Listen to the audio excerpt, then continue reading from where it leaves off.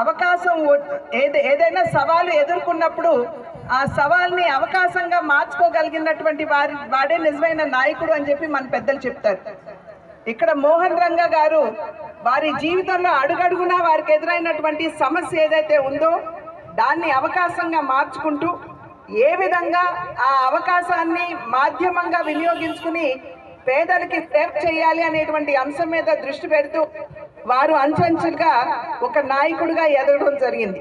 నిజంగా ప్రజా జీవితంలోకి వచ్చేటువంటి వారికి వారి జీవితాన్ని ఒక్కసారి మననం చేసుకోవాల్సినటువంటి అవసరం ఖచ్చితంగా ఉన్నది అని నేను భావిస్తాను.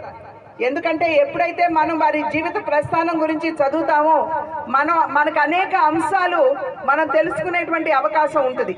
అది మాత్రమే కాకుండా అటువంటి సమస్యల్ని కనుక మనం ఎదుర్కొన్నట్లయితే ఏ విధంగా దాన్ని పరిష్కరించుకోవచ్చు, ఏ విధంగా అధిగమించవచ్చు అనేటువంటి విషయాలు కూడా మనం నేర్చుకునేటువంటి అవకాశం ఉంటుంది. కనుక ఈరోజు ఇక్కడ మన విగ్రహాన్ని ప్రతిష్ఠించుకోవటం మాత్రమే కాకుండా మనం ఖచ్చితంగా ఈ నాయకుడి నుండి ఏవైతే నాయకత్వ లక్షణాలు ఉన్నాయో వాటిని అర్థం చేసుకుంటూ మననం